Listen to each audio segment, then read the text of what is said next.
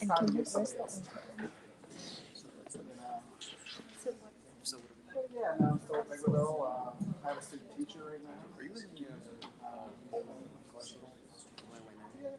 settled in? Kids, they came 5, 1, 2. So kind of trying to enjoy that also. Fun stage. Not really what I had in mind. Yeah, my son, my daughter's kind of just that. My son, I don't know, it seems like it's starting to lean into the road phase. My daughter, Me with my advisors.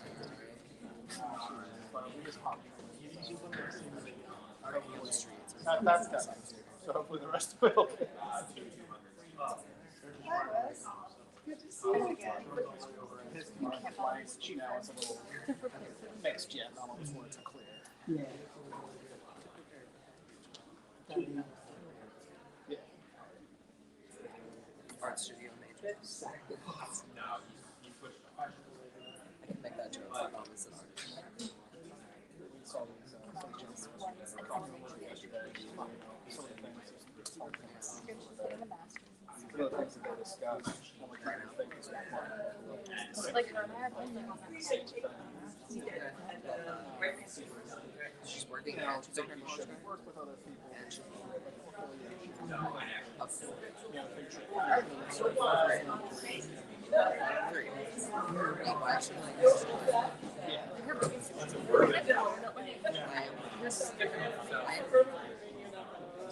She's like really kind of an overachiever. She's like valedictorian. Like she just does everything. It's in your genes. I know. Okay, not really. But like so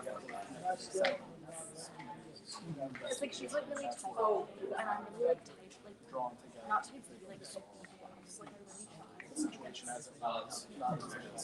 I regret like not being Because that's what we're like why like what am I doing? Like why was I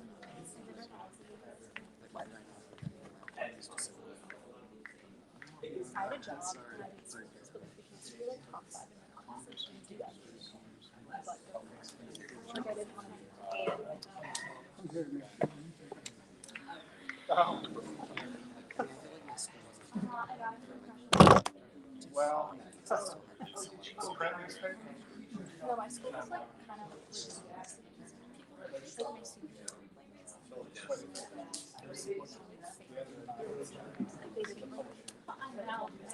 That's what I'm saying. Is Kyo good on her side with like the sounds and everything? Wait, and can you ask Kaylee if like she could like hear the sound on the stream? Amanda, I will. What?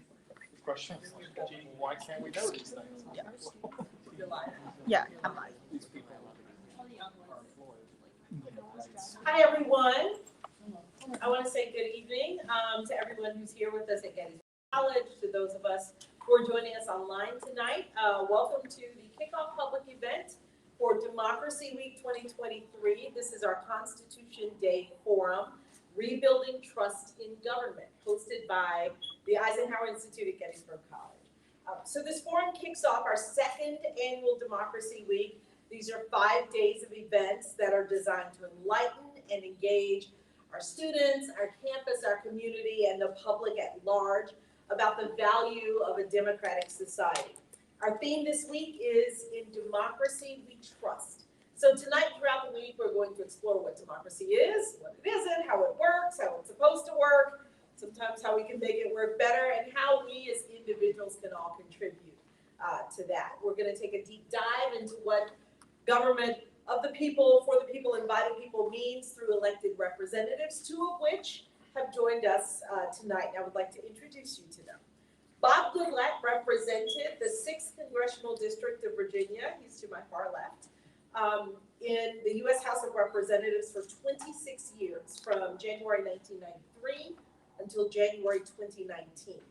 He started as a district director for former Congressman Caldwell Butler, helping constituents in the district resolve problems with federal agencies. So he started out kind of at the level of getting his hands dirty and trying to figure out what It is that, this is a phrase, by the way, that we use often at Gettysburg College. Figuring out what it means to really be able to help constituents on a grassroots level. Beyond that, he later practiced law. He was elected to Congress, where he chaired the House Judiciary Committee. He served as deputy whip. He was in leadership positions in committees and task forces focusing on a number of issues, from the internet and intellectual property rights, judicial impeachment, antitrust, courts and crime, a number of different areas. And following that, he has made a name for himself in many of those areas on the internet and in tech issues.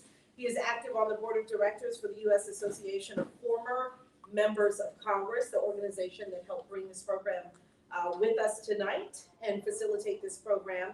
He is a consultant on intellectual property and civil liberties issues. So these are some hints to give you some idea of good questions to begin to ask them tonight. He's also a board member of Sweetbriar College. And then John Yarmouth, who is to my immediate left here, served 8 terms as the representative of Kentucky's 3rd Congressional District, including most of the Louisville metro area. He chose not to seek re-election last year. In Congress, he chaired the House Budget Committee for 4 years, and that included being the primary sponsor of the American Rescue Plan Act of 2021 and the Inflation Reduction Act of 2022. So all that money that got infused into the economy during the pandemic, he was largely the architect of much of that. Also founder and co-chair of the Congressional Bourbon Caucus. I know he's going to bring that up. He's from Kentucky. And president of the freshman class of 2007. Now, prior to his congressional career, Congressman Yarmouth and I share background. He was a journalist. He founded and edited the Louisville Eccentric Observer, a weekly alternative paper in the Louisville area. 15 years with the Observer, he won nearly 20 awards for column and editorial writing. He also worked with a home health care company, University of Louisville, the magazine Louisville Today, and U.S. Senator Marlo Cook earlier in his career. So we're really looking forward to your insights tonight, to having an interactive conversation with this audience and with our audience online. Following the conversation, we'll talk for a bit and then we'll open up to questions. For those of you who are here in the room, we will have a staff member with a microphone, so just raise your hand if you have a question. For those of you who are online, those questions will be forwarded to me. So with that, we will get started. And I thought I would really kind of open this conversation as we're talking about democracy. How do we define democracy? We talk about this all the time in a very proud way, but how would you define democracy and what does it look like to you today?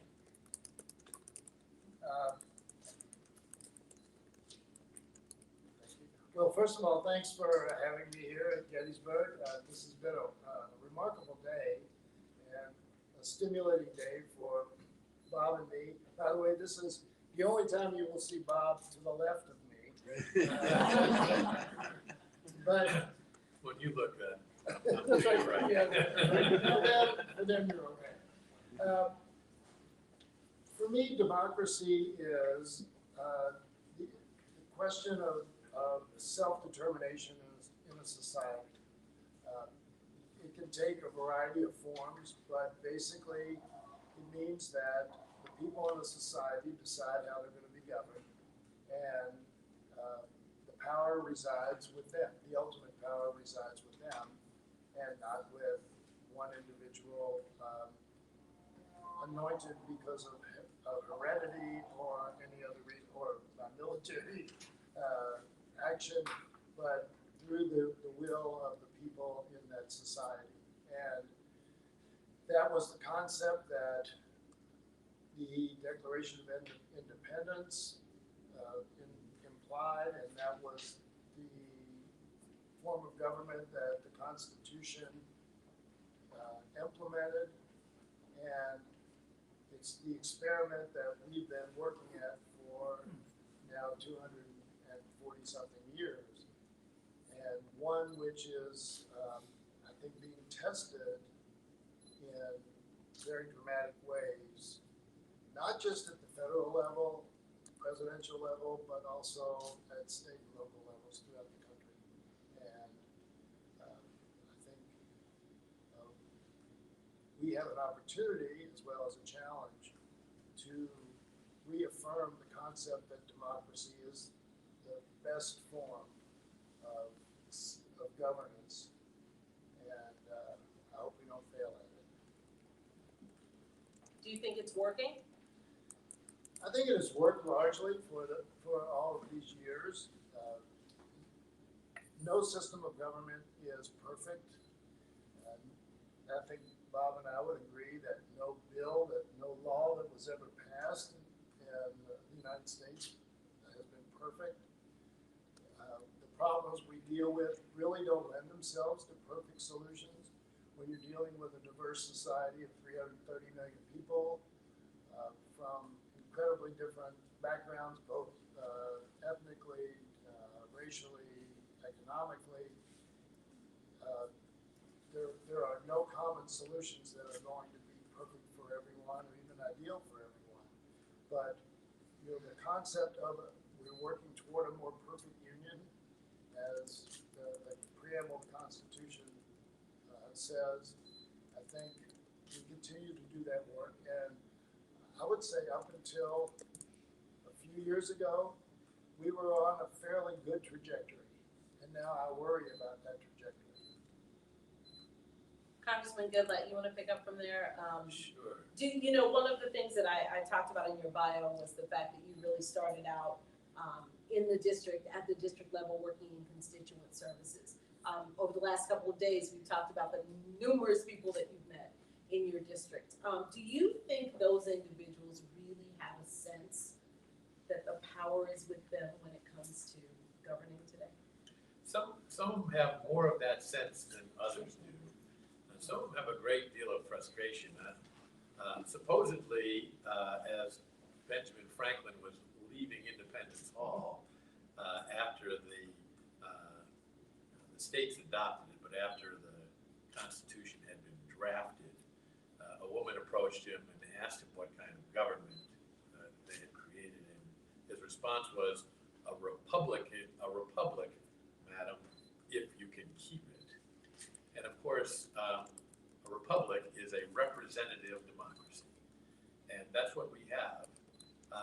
It's interesting because with the change in technology that we now have today, you could set up a system where everybody just voted at a certain time of day and said, you know what, we want this, that, and bypass a whole bureaucracy in Congress and so on and just make that decision.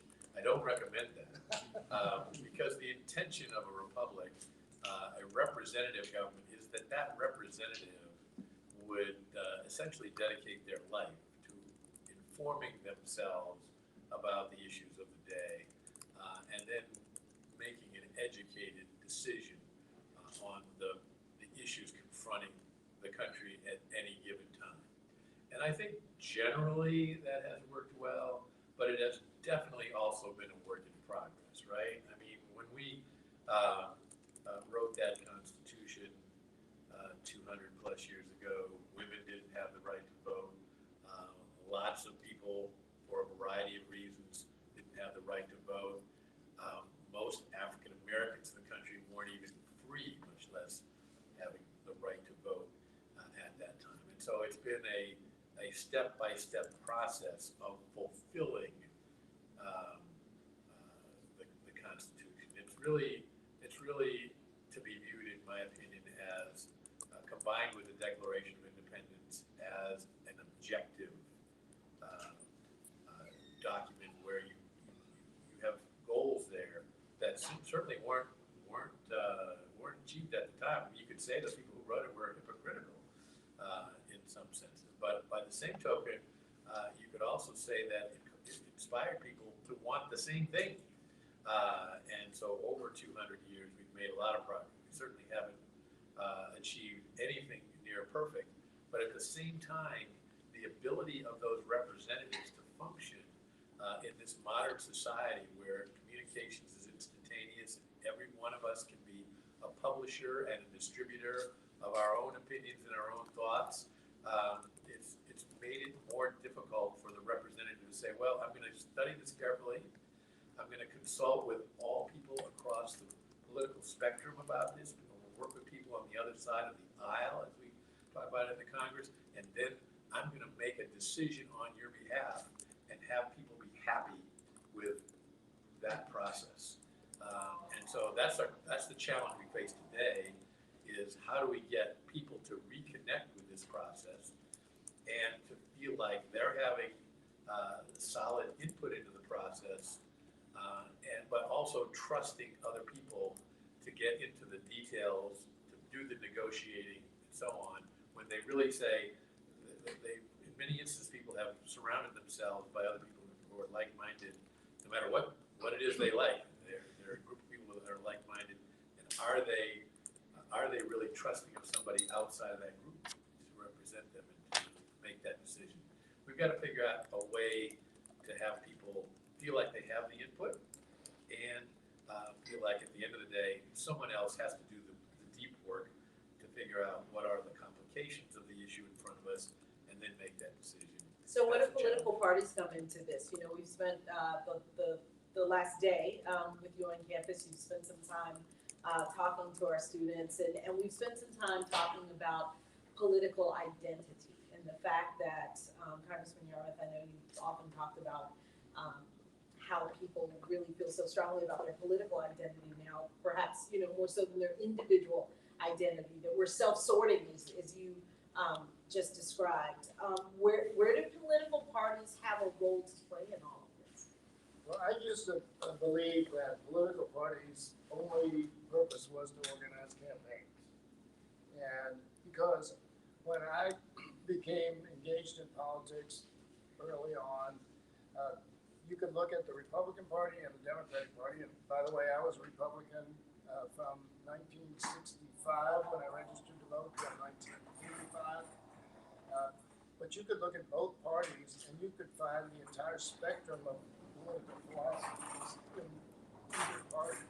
So as someone back then, it was like, okay, I'm a liberal Republican, and I can look to Jacob Javits from New York and Ed Brooke from Massachusetts and Martin Hatfield from Oregon and several others and say, you know, the Republican Party is fine for progressives, because ultimately, you know, initially the Republican Party was the party of civil rights. We're sitting in the shadow of the great emancipator, and the Republican Party was the party of civil rights. The Republican Party was the first environmentalist party with Teddy Roosevelt. The Republican Party was the creator of the Environmental Protection Agency under Richard Nixon.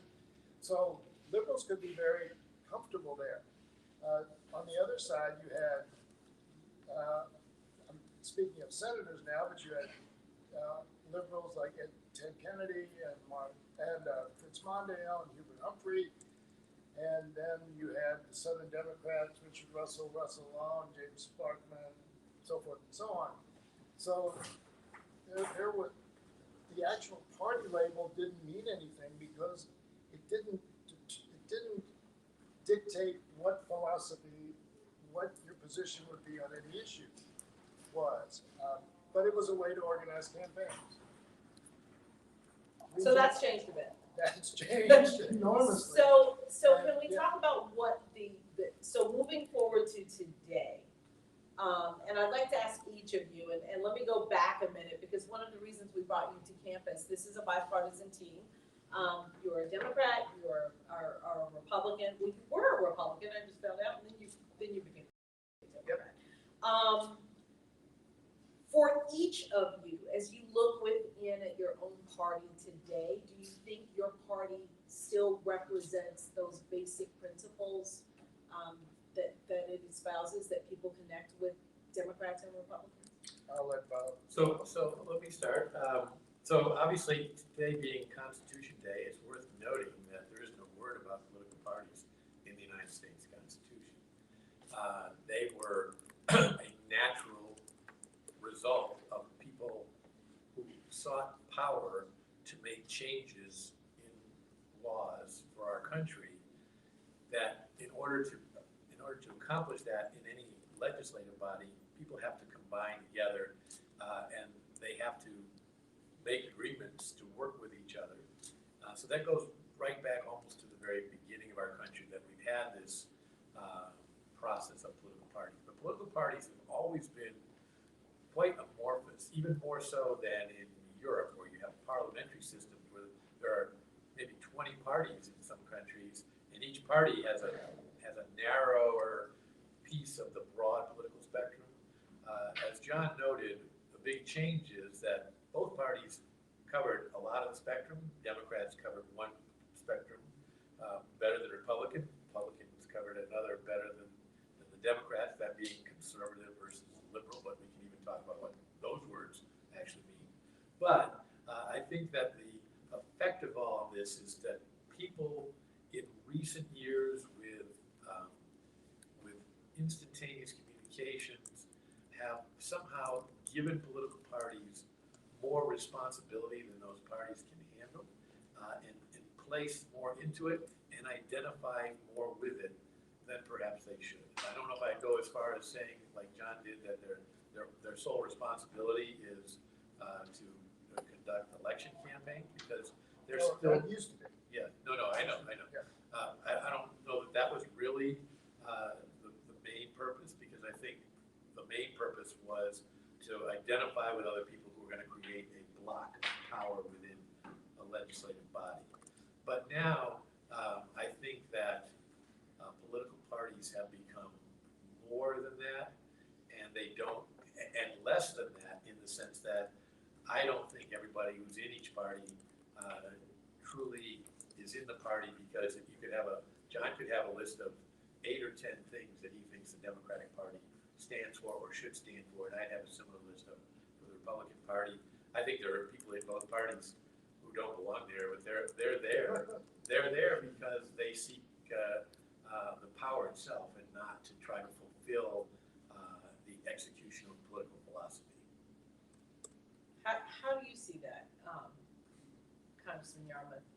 Is the Democratic Party of today, and the Democrats running the party today, are they representative of the basic ideals that party was founded on? Well, I'm not sure what ideals the Democratic Party was founded on, but I will say that the one consistent difference between Republicans and Democrats has been that Democrats simply, and this is certainly probably more true now than ever, Democrats believe that the federal government has an important and fundamental role in making life better for the American people. That the federal government has the ultimate responsibility for doing that. And I think Republicans would believe, even more strongly today, that it is not the federal government's primary responsibility to make life better for people, that can be done in other ways through state and local government. And Or, as I heard you say earlier, through the private sector. Yes, through the private sector. And certainly, we might disagree on things like some of the things that only the federal government can do. Like Republicans place a great deal more emphasis on national defense and security. Not always, and not exclusively. In fact, there are Republicans right now who don't support the president's efforts to, I think, keep the country safer by supporting the Ukrainians' effort to secure freedom. I don't agree with that position on the part of those, but I think that's one of the good things that the current president has done. But I also think that Republicans do believe in decentralized government, that government that's closer to the people.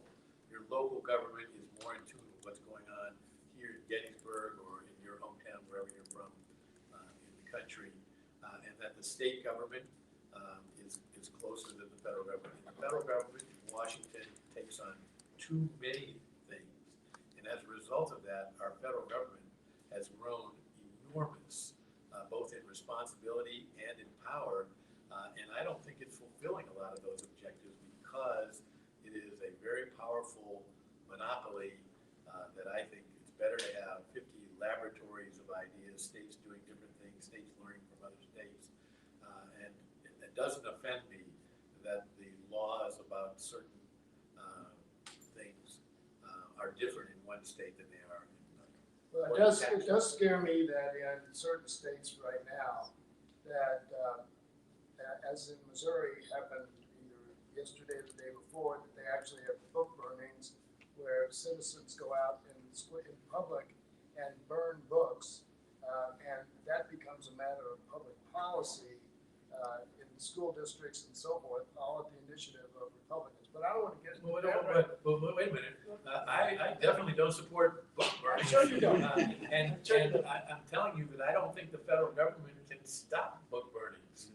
No, well, so I think it's far better to have people solve that problem in each community unless it involves some violation of a higher law that requires. If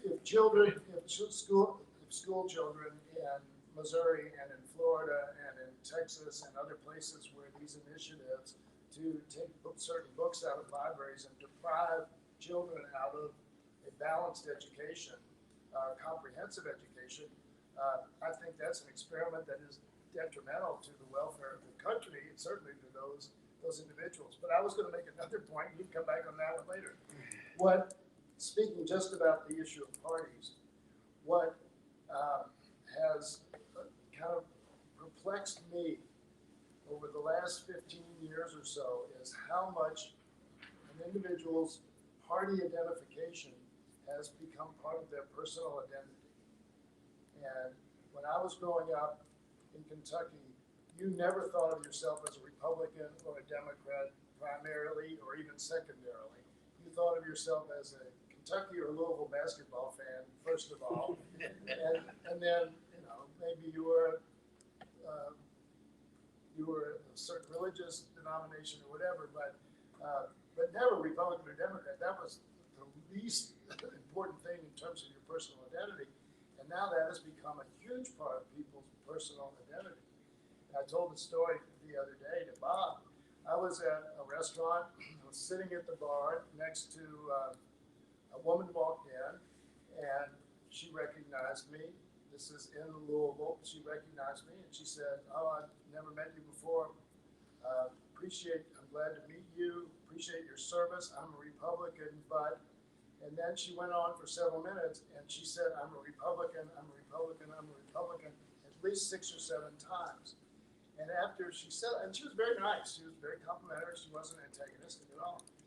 And I said, I appreciate all those remarks, but I think it's really sad that you think that you're being a Republican is the most important thing you have to say about yourself to me, because that doesn't matter to me. And she looked at me with a stunned look, but I know I made an impression on her. She was like, "I don't care whether you're Republican or Democrat," but she felt that was so important that she spoke to me. And that to me is a sickness in the country right now that is making everything about our democracy more difficult. So to that point, I mean, And I agree with John on that point. It happens to Republicans and Democrats. happens to both. Yeah. So to that point, we're sitting here having a civil conversation, some disagreement, we'll get back to book burning at some point. But I don't think you disagree on that.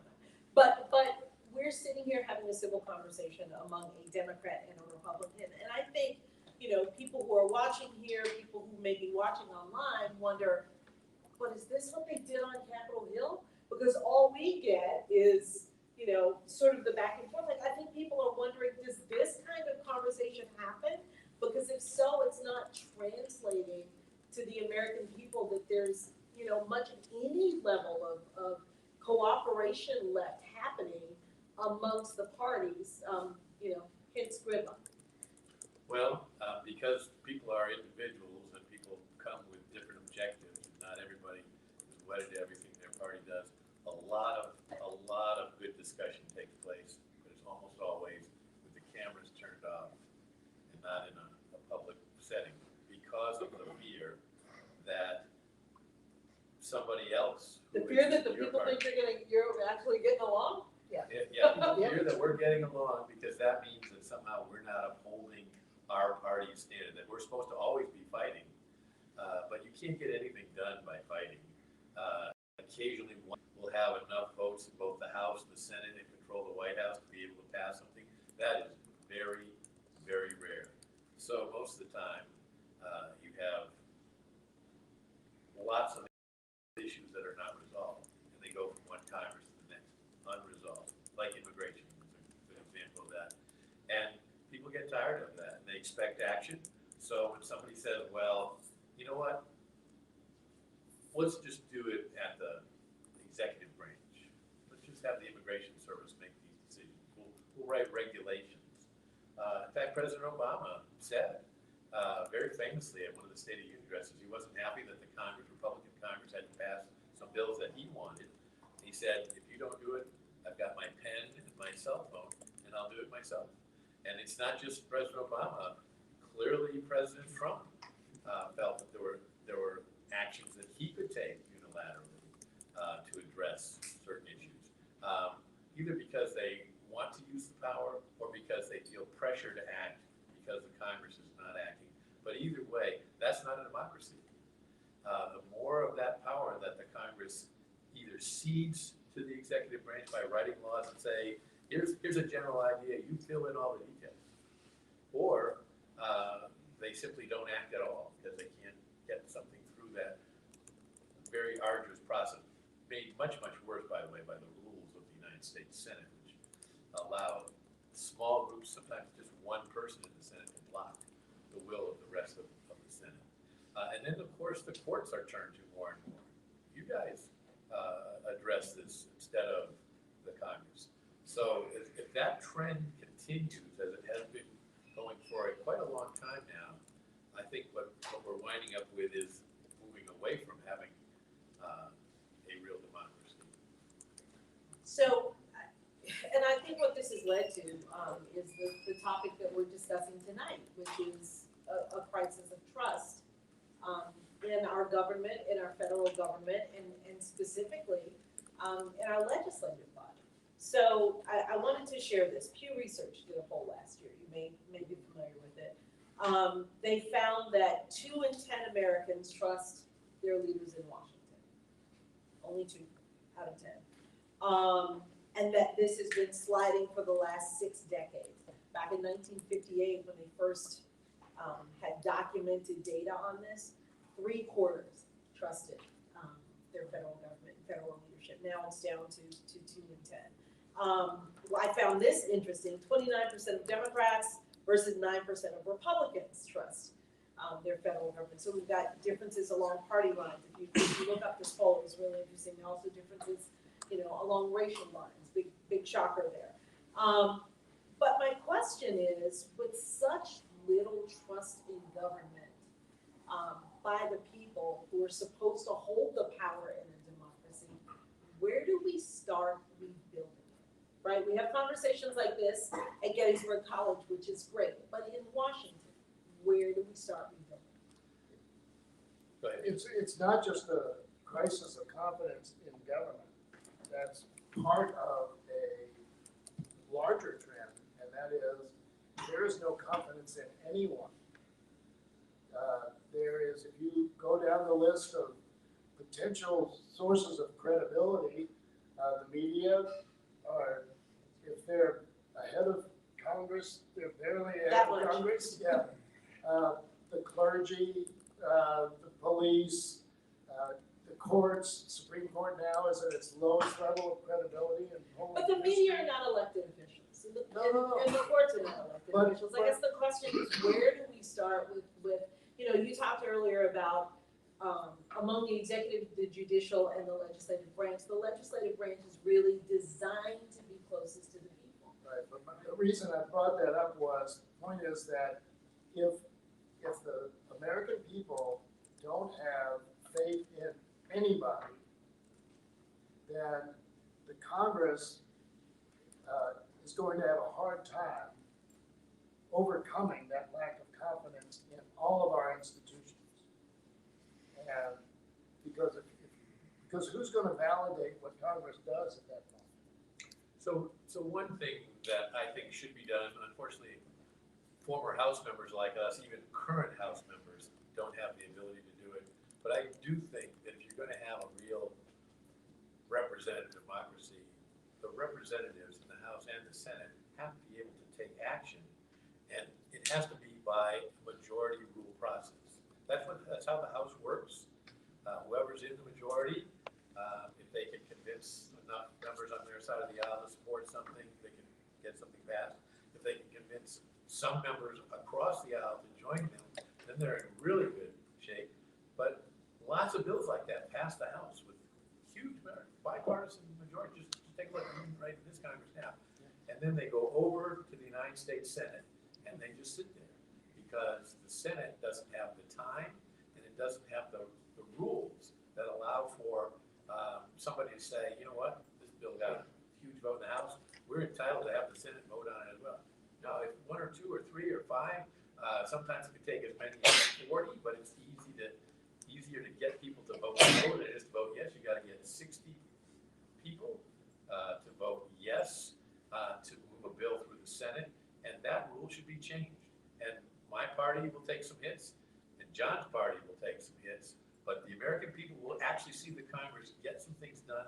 They'll get to the president's desk where he has to make the tough decision, sign it or veto it, and then at that point in time, we have an election, and people can say, well, my member of Congress supports something, got something signed into law, or they didn't. But right now, they see nothing, and that's, for the most part, they see nothing coming out of the Congress, and that's got to change in order to build trust. So rule changes are and how we do legislation is one possible solution. And by the way, I agree with you.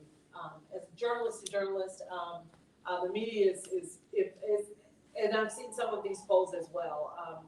Barely above Congress, if at all, and sometimes below in some polls. So let's talk about how you get to Washington and how people are elected. I know you and I've been wanting to talk about ranked choice voting for all day. So now's the time. Do we need to look fundamentally at changing how we elect our representatives? Is there a better way? So I think that you're starting to see that at the state level, where the states get to decide how their elections are conducted. And they've done this in Maine, and it affected the outcome of a congressional race. They did it in Alaska, and maybe it affected the outcome of that congressional race. Both of those favored Democrats winning seats. But in Virginia, we had a problem in the Republican Party. We had a candidate who a lot of us felt was extreme, and that if she had gotten the nomination, we'd have lost the general election. We were in the middle of COVID, so there's 2 ways to nominate. You can have a public primary, and the way the law works in Virginia is it's a winner take all. In other words, you don't have to get 50% plus 1. There's no runoff, so you could get 30% of the vote, and 4 other people could split the other 70%, and that person with 30% could win the nomination. That's what they were afraid of. And so you go with a convention. Conventions go ballot by ballot, and you do have to get 50% plus 1. But how do you have a convention in the middle of COVID? How do you put 10,000 people in a building together during that? So they came up with a solution that I never thought Republicans would come up with, which was ranked choice voting.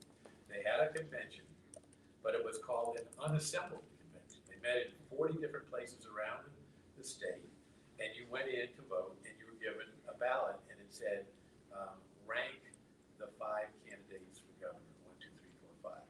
And then after each ballot, they would drop the lowest one until they got to 1 candidate. And she was out with that. She couldn't win that process. So we nominated probably the candidate most likely to win because he was second and third choices of people that he wasn't the first choice. So he had a broader base of support within the Republican Party, and that turned out to reflect a broader base of support within the general public. Now, I think that the states ought to continue to look at this and experiment with it. I don't think the federal government should come in and say we should have one law that works this way, because I think it's new and we don't know what the long-term effect of it is. But I'm I'm certainly more open-minded about ranked choice voting than I was before that election, because it produced a really good candidate for governor. who Congressman, actually you wanted the think job. they could work in Kentucky? I think it could, and, California had another approach, and which is another option that I think is very constructive. They implemented this in 2012, and what they did was they went to what are called jungle primaries. Jungle primaries mean that everybody running for the seat, a congressional seat or any other seat, is in the same primary. Republicans, Democrats, Independent, all in the same primary. The top two vote getters in the primary go on to the general election. So you could easily have, and this has happened, you have two Democrats running against each other in the general election, or two Republicans. What it does is it forces you to appeal to more than the extremes of your party. And that's what's happened in California. And I think, at least my observation has been that the members it has turned out are much more pragmatic members than they are ideologically rigid. And that's another option for conducting elections, which, again, forces candidates to appeal to a broader portion of the electorate, which is what you want. And I like that too, because if you think about it, California is an overwhelmingly Democratic state. So in statewide elections, certain congressional districts, Republicans dominate, but statewide elections, Democrats heavily favored to win. But is it going to be a more centrist Democrat or a more further to the left candidate? And if you have a primary where the top two are the runoff, even if they're both Democrats, all those Republicans, if they choose to, can come back into that general election and vote for the more moderate of the two candidates and have an impact. Whereas without that, a Republican statewide in California really has very little say in who gets elected representative. So I think these are creative ideas. I wouldn't want to have one body, the United States Congress, prescribe it to everybody. I'm more than happy to have the states be laboratories for democracy and to allow different experiments in different states. I would love to open it up to questions. I'm going to grab my device that I forgot. While one of my staff members grabs a microphone, because I know that many of you may have questions. These two gentlemen have a lot of experience on the federal level and working in their states as well. And would love to know if we have questions. If you are here in the audience, just raise your hand. We will bring the mic to you. If you are online, then you can just drop your question or your comment into the chat. I'm going to start with one that I received. When speaking with others who disagree with you, when do you become divisive on which voices you will entertain or give a platform to? Take, for example, groups such as the Proud Boys. What about when the other party is fundamentally disagreeing with your ideologic morals? I think this question is getting to, frankly, one of the reasons that we brought you here, to talk about what civil discourse looks like. And how open should we be in terms of talking to people who fundamentally disagree with us? Well, this is another area in which Bob and I will totally agree that I think the greatest problem facing our democracy is that we don't talk to each other, that we are all existing in bubbles, particularly political bubbles, in which we rarely get to hear or be challenged by people who don't agree with us. Over my 16 years in the Congress, other than being invited to talk to the Louisville Chamber of Commerce on occasion, I've never really had the opportunity. I wasn't invited to talk to conservative groups, Republican groups, people who didn't agree with me.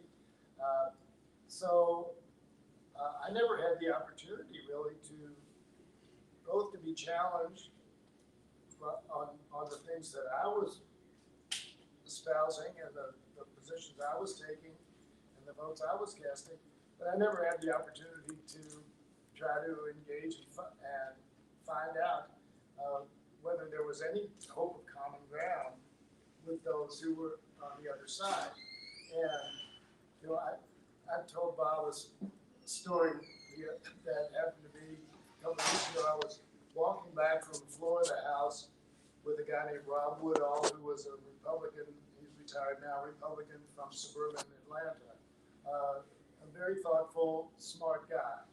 And we were talking about some aspect of healthcare that I don't even remember. And he said, you know, I think we need to do it this way. And he talked about it, described it. And I said, I don't think so. I think we need to do it this way. And said that we got to the end of the hall where we were going to split up. And we looked at each other and we said, damn, you realize we both said the same thing. We just said it in different words. We actually agreed with each other. And I think that was an important example of maybe we really don't have that many disagreements.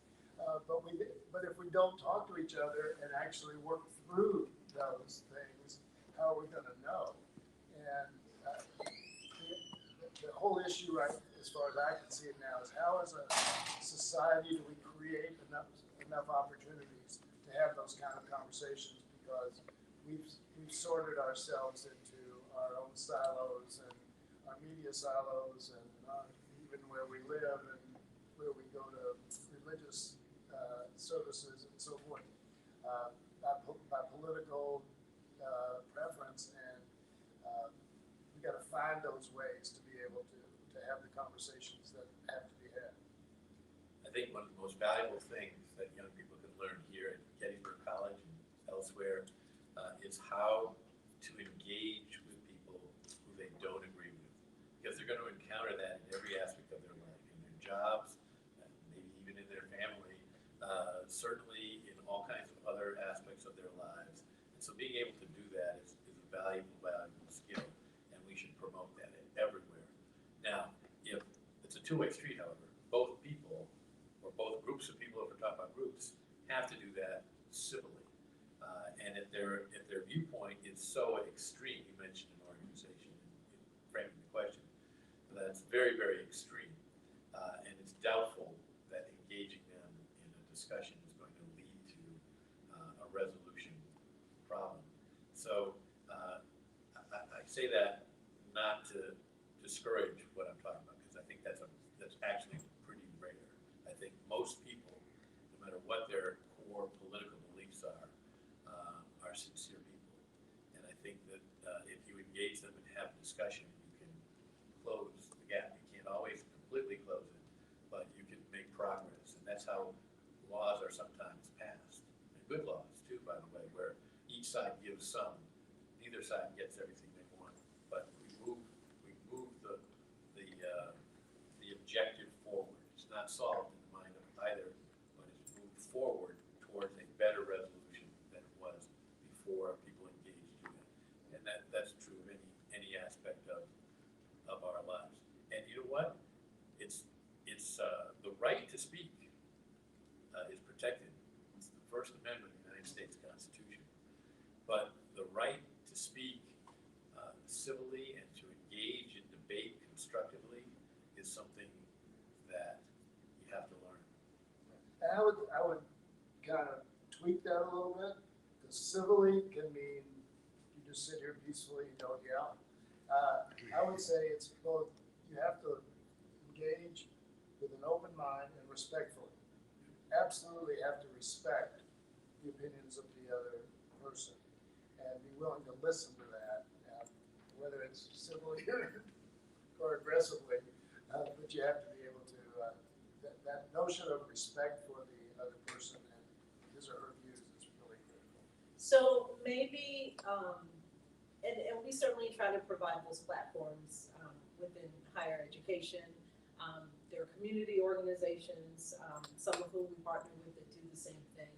But maybe this is part of the civic education that we so often hear is missing or has declined at all levels, of education, from elementary school through higher ed. How to talk to each other in a civil manner. And maybe it's more about listening for understanding than it is getting my point across. Like, how much skill building needs to happen so that we can do that successfully? Well, I got up in a meeting of a Democratic retreat we had several years ago, And I rarely did that because I don't know if it's like this in the Republican conference, but in the Democratic caucus, we have this rule that, everything's been said, but not everybody said it. So, everybody has to have a chance to say the same thing. And so I rarely spoke, but I got up and it was a discussion of our Democratic message and what should we be saying. And I got up and said, I get really tired of the this whole agonizing over what the Democratic message is. Here's our basic problem. We are really good at policy. We can put out a 15-page position paper on any issue. We're really bad at empathy. We're really bad at empathy. The Republicans are great at empathy, and they're really bad at policy. I thought just the opposite. You thought we were good at empathy? No, I'm missing.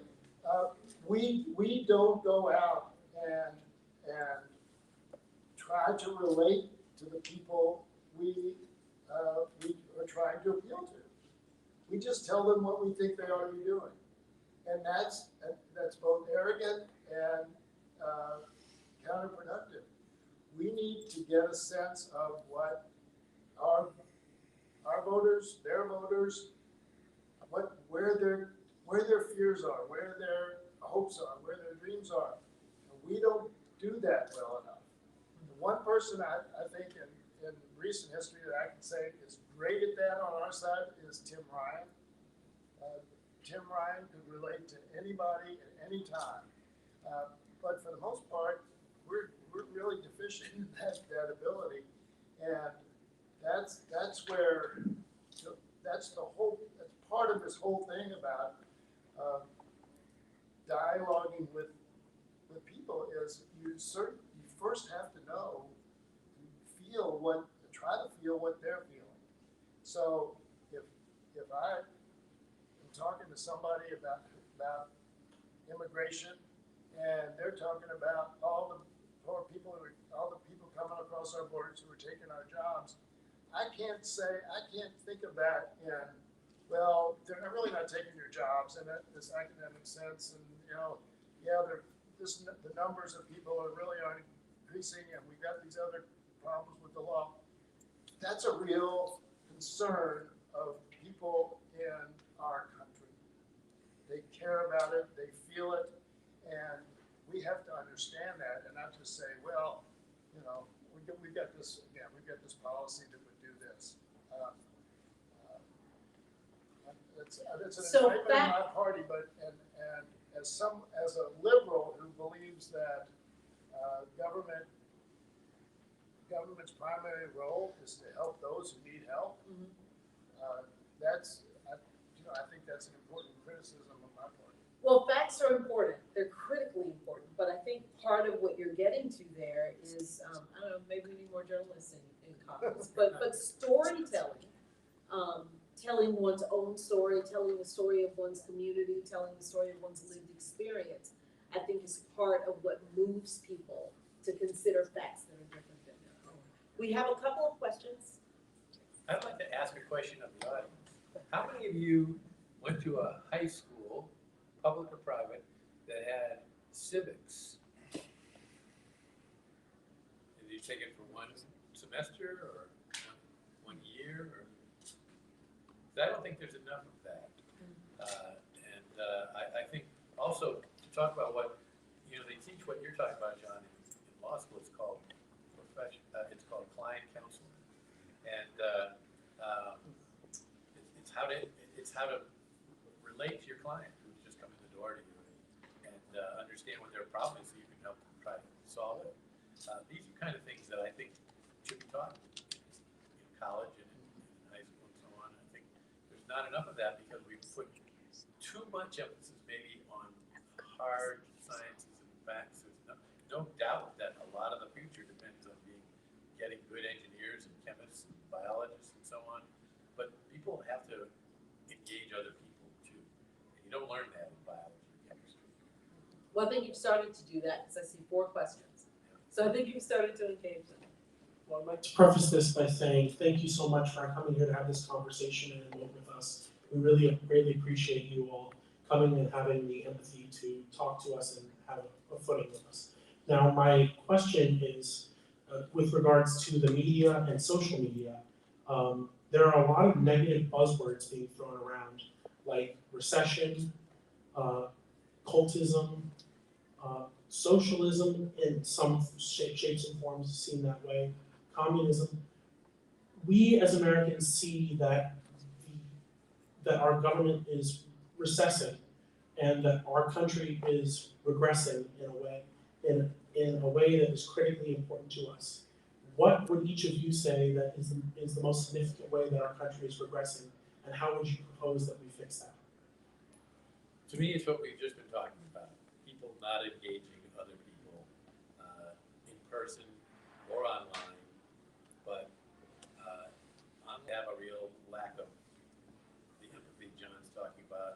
The lack, you don't know who you're really talking to, because it's a group of people that have come together from maybe from a wide region, whatever, but meeting with other people and talking to them and not fearing that they're going to say something that you don't like to hear or don't agree with.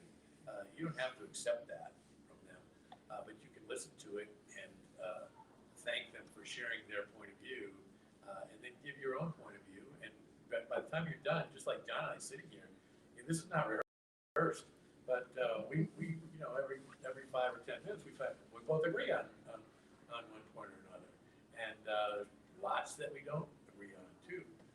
But there's no reason why people can't have dialogues and discussions with each other about the things that concern them without it turning into a traumatic experience. Just commenting on your mention of those phrases, that's where civic education is really critical, because you could put out buzzwords like communism and socialism and so forth, and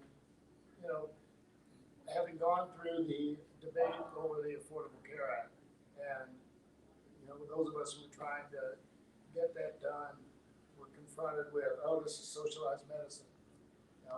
Yeah, so is Medicare, so is every group health insurance policy that you have. Everybody virtually in the country is part of socialized medicine, one way or another. The terms don't mean anything. So, and that's where, again, civics education, basic education is important. Media sensitivity to those types of things is important as well. But people throw out words with the obvious intention on both sides of, we throw out Democrats, not I, never think of doing this. Go ahead, John. We throw out fascism and and the intent is to further polarize us. I mean, quite honestly, it's to demonize the other side. Well, and sometimes not without even a good understanding of what it means. Exactly. Right. And people tend to react to that by saying, well, I'm not going to listen to any more of that. I'm only going to go listen to people that I agree with. And then suddenly those people, without you really realizing it, are sort of framing your whole thought process, because you're only in an echo chamber hearing people who generally agree with you. And then when somebody comes in, even someone who, if you consider yourself a Democrat, who also is a Democrat but comes in with a different idea that has been socialized in that echo chamber, they're going to be viewed as not being a real Democrat, a Democratic name only. And the same thing obviously happens on the Republican side of the house. So actual communications, rather than the flip things that I see on Facebook and Twitter, the social media platform previously known as Twitter, or whatever the case might be, it is not good to just have those kind of abbreviated dialogues. It's better for people. Humans are naturally good at socializing if they keep it up. But we're losing it. It's not as natural as it was 20 years ago. Hi, thank you again for coming over here and sharing your insights and thoughts. You both mentioned that most, or if anything at all, worthwhile coming out of Congress happens behind closed doors in those personal meetings. And this might be trying to put the genie back into the bottle, but as various justices, Justice Scalia, the Chief Justice himself, have said that we are still opposed to cameras entering our court because it might give the chance for the justices to grandstand or lawyers themselves to grandstand. Would you both be, and also having served as chairmen of various committees, and somebody who has seen committee meetings as opposed to just people yelling at random stuff, and just trying to make an impression on the American people? He was chairman of the Judiciary Committee, so he's closer to the courts thing. But what I would say is, and this is something I can say now as a former member, and Bob and I said, it doesn't matter what we say now, we can't get in trouble. That's all a rationale to cover your butt. It's people who are afraid of being seen in public.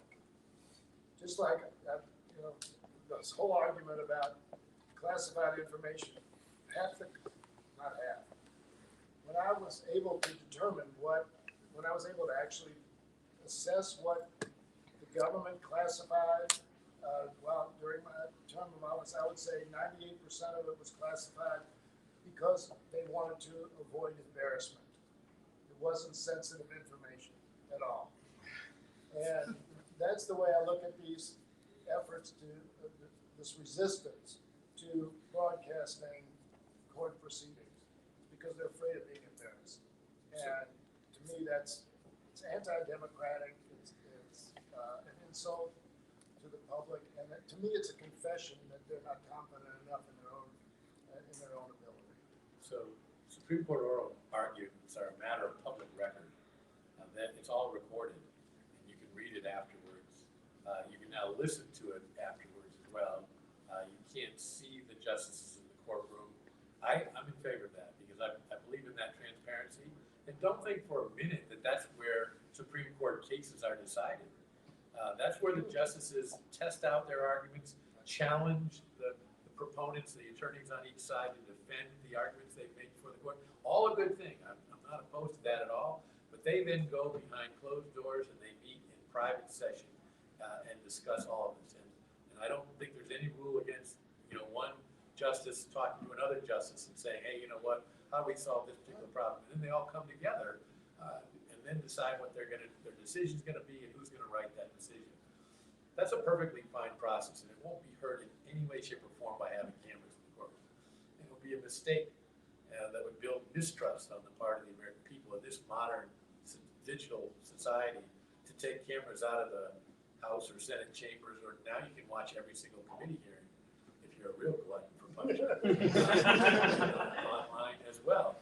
But that doesn't change the fact that John and I, when we were in Congress, or other people working on matters, don't talk privately that you can't see.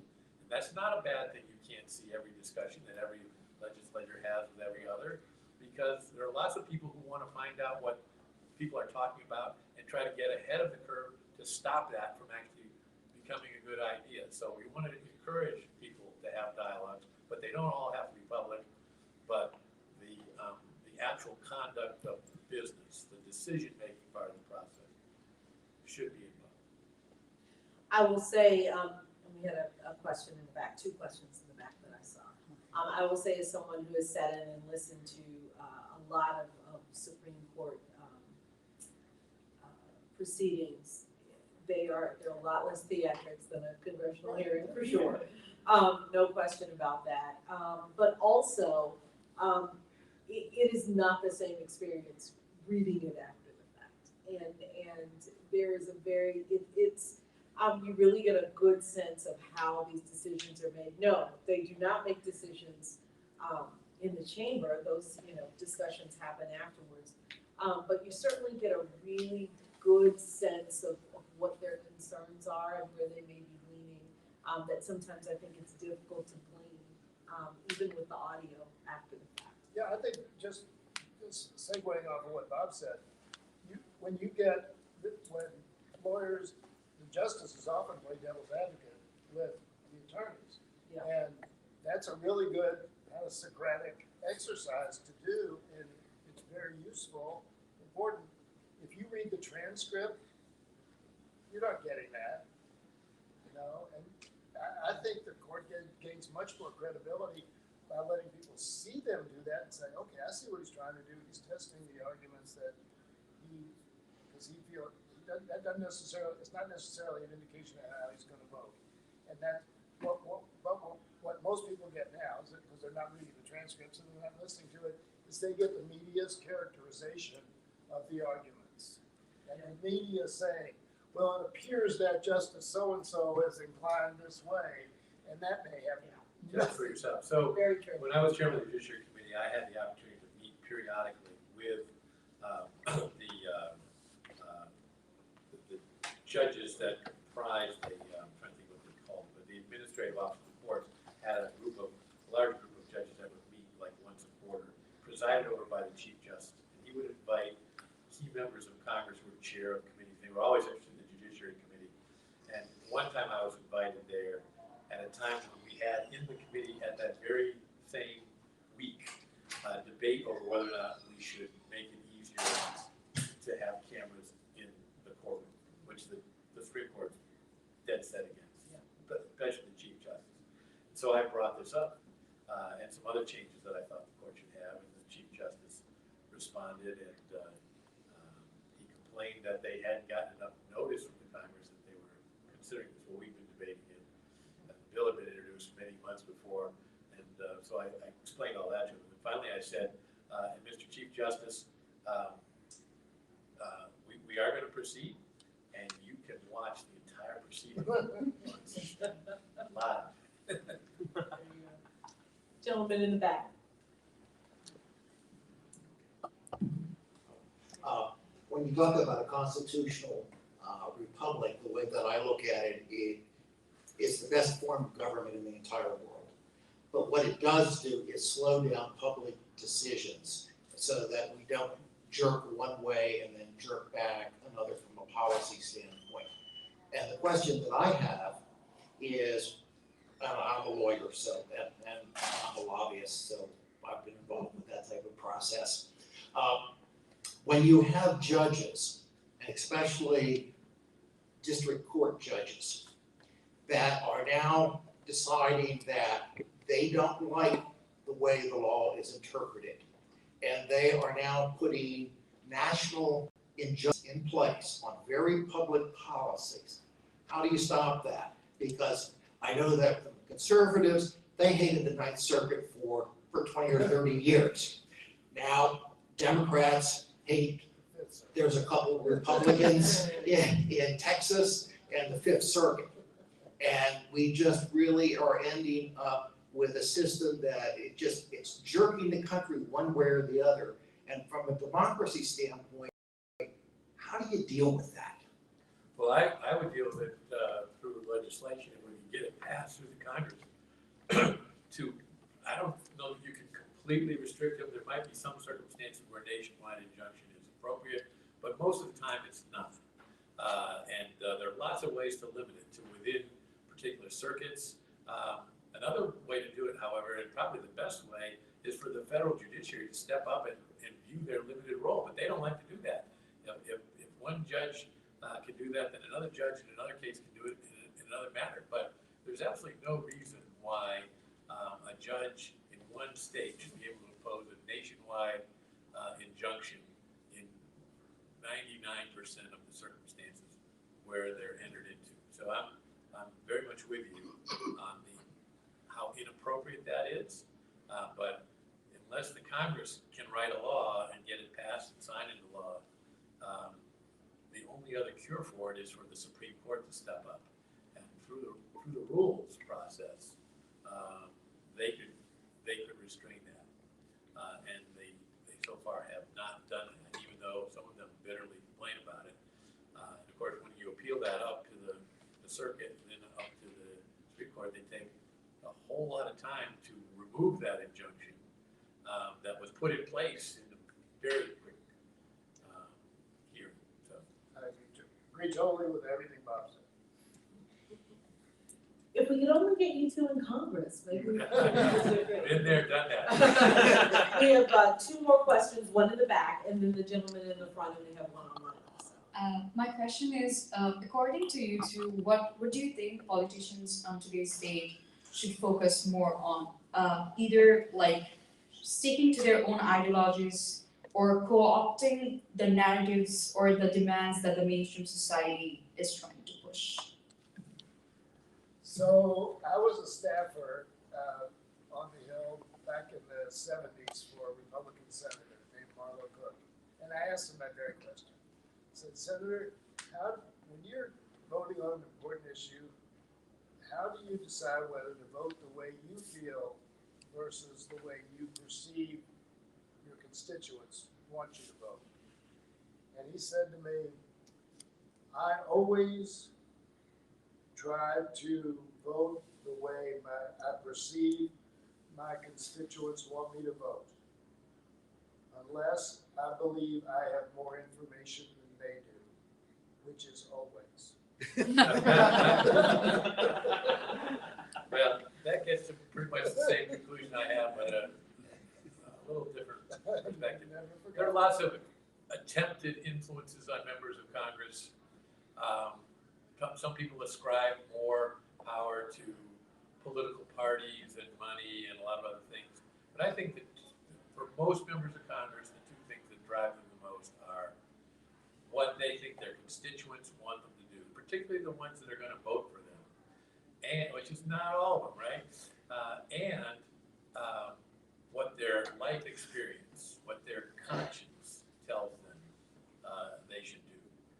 And as between the two, I come down on the side of use your life experience, use what you learn while you're right there on the spot, studying the legislation, because almost all of the people who are communicating with you about it have less experience with it, know less of the nuances of it than you. You should welcome their input, because many conversations where people pointed out a particular problem in a piece of legislation that I was working on.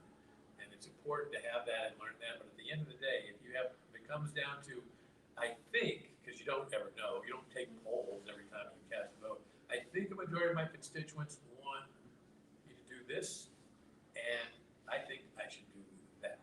Now, that doesn't happen all that often because you're elected by the constituency, and generally speaking, they're going to agree generally with what I vote on. And in John's district, same thing on the other side, right? He was elected by a majority of his constituents, and therefore they think he's going to reflect their values, and most of the time he will. But there are times when they conflict, and when they do, I can't find the quote, but there was a great British statesman who said basically that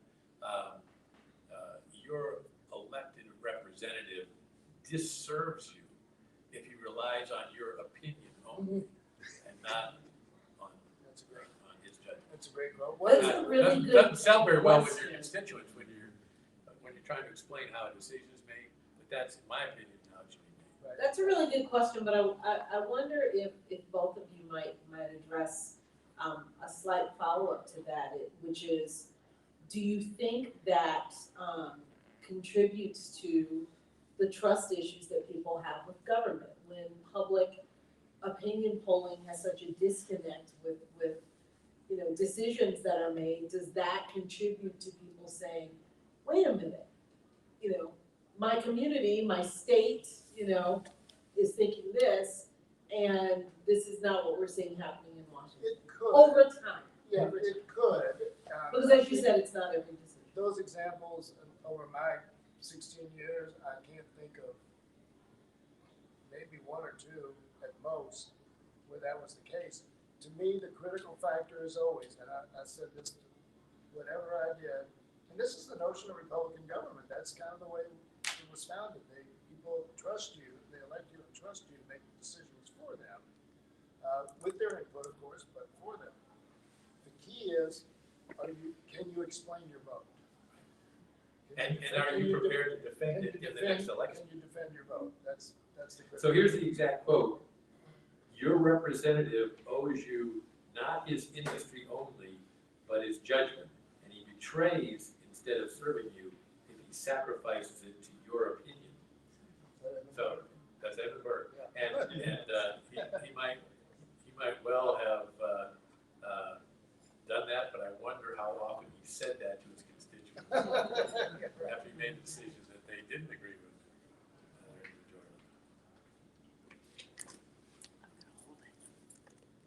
majority. My concern is that this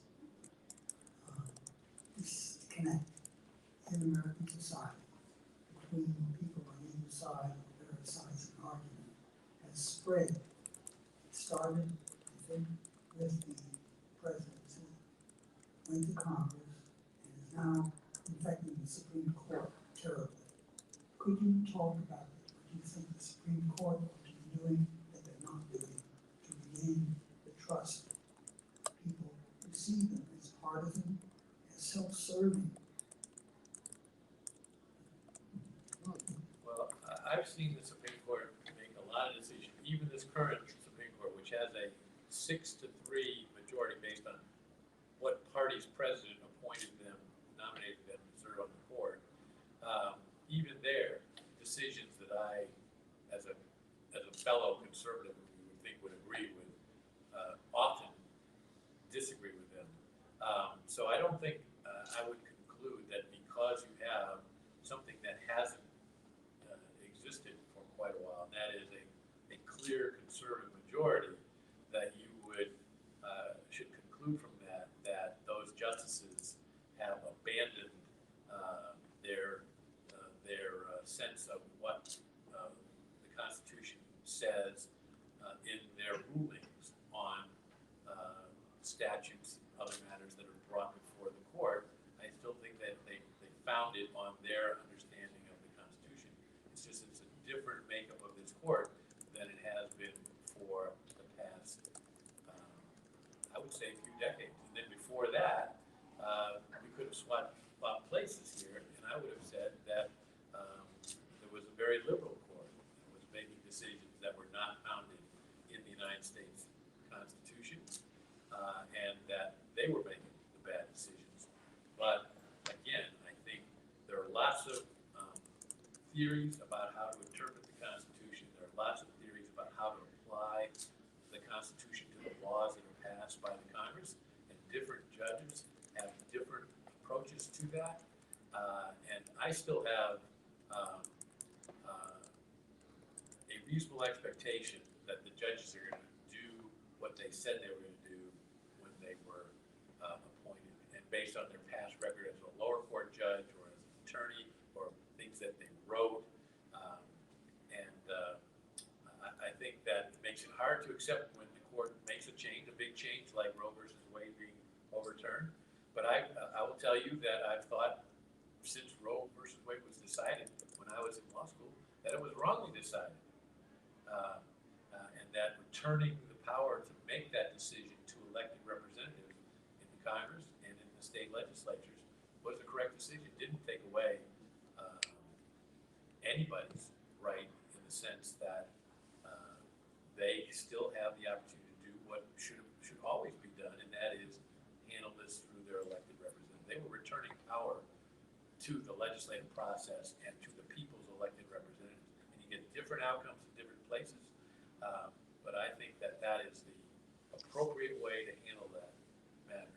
And it's got a long way to go because there's deeply held differences of opinion, but you see it reflected in different places, and sometimes surprising places where a state you think might be a Republican-leaning state, where they've rejected an initiative that would limit abortion rights more than the people of that state want them limited.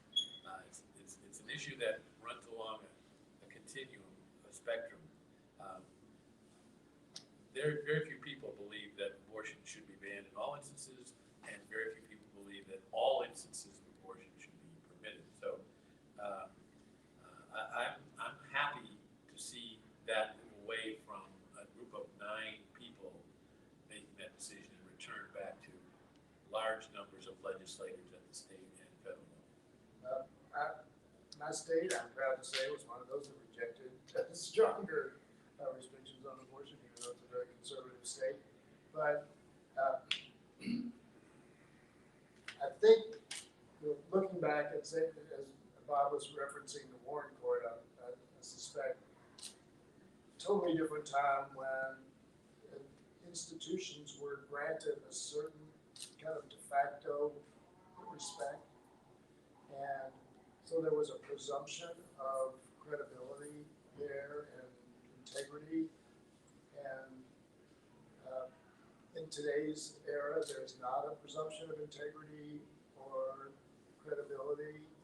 And when you see that these continuing stories about favors given to Clarence Thomas and money financing his wife and this entire network that was financed by literally hundreds of millions of dollars to shape the court. The cynicism is unavoidable, I think, when you get a decision you don't agree with, for those people who don't agree with some of their decisions. I don't know what the answer is. I'm not sure there is an answer, but I think we live in a time when there is much more skepticism about everything that a public official does, whether it's a judge or a member of Congress, and that's unhealthy, but I wish I had an answer to that. I don't know. Clarence Thomas resigning would be a good answer. How about Samuel Alito? I would reject both those. We have a final question from our online audience, and that I'd like to close by asking you something that I think may be of benefit to the students who have taken their time to come here tonight. The online question is this: how do we rebuild trust in government when many governmental actors, officials, are actively undermining the legitimacy of the last presidential election? And I would add to that, looking forward to election 2024, have we rebuilt enough trust in our electoral system to instill confidence in whatever the outcome of that election is?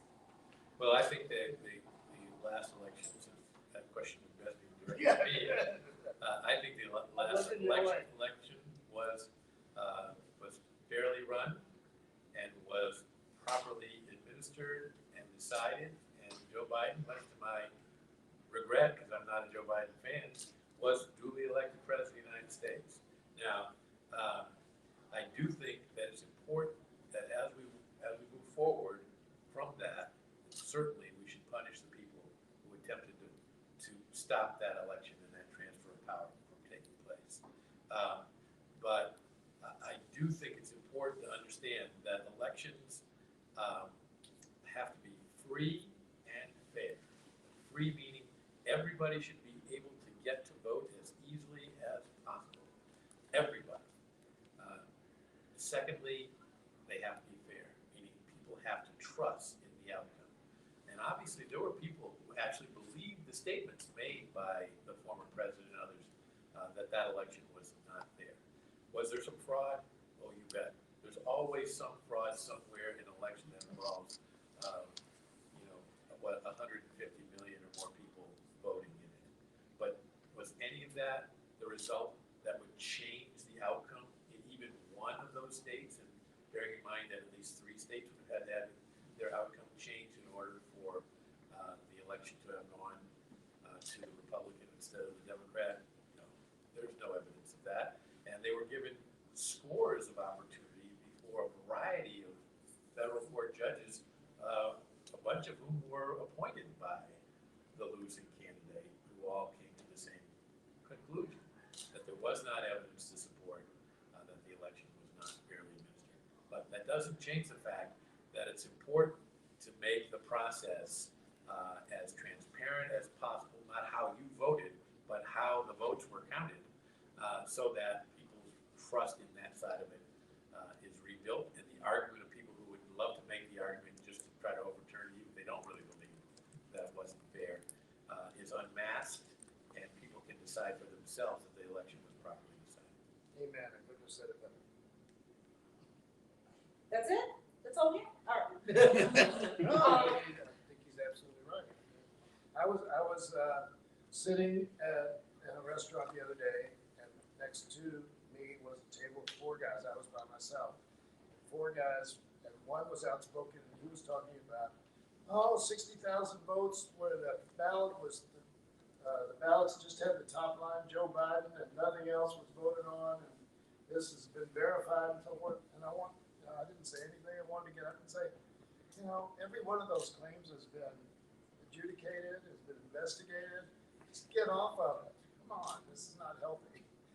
But, you know, it is what it is. And Civics. Go back But do to- you think we've moved to a point where people will have sufficient confidence in election 2020? I think overall, yes.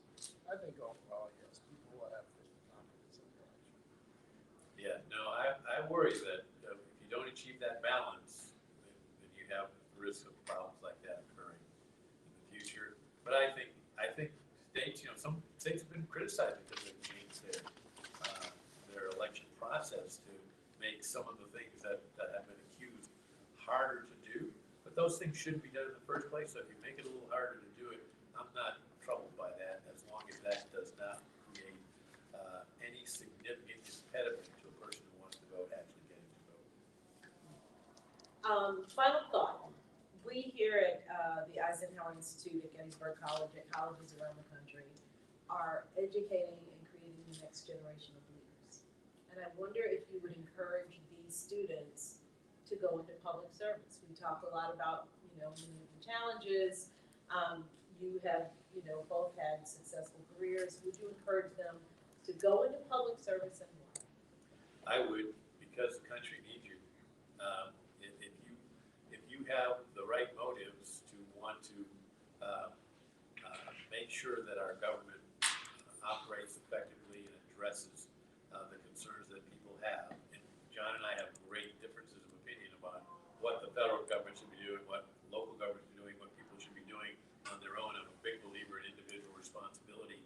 But if you want to go in to affect that debate, and your motive is to be a part of that debate, I would encourage you to do it.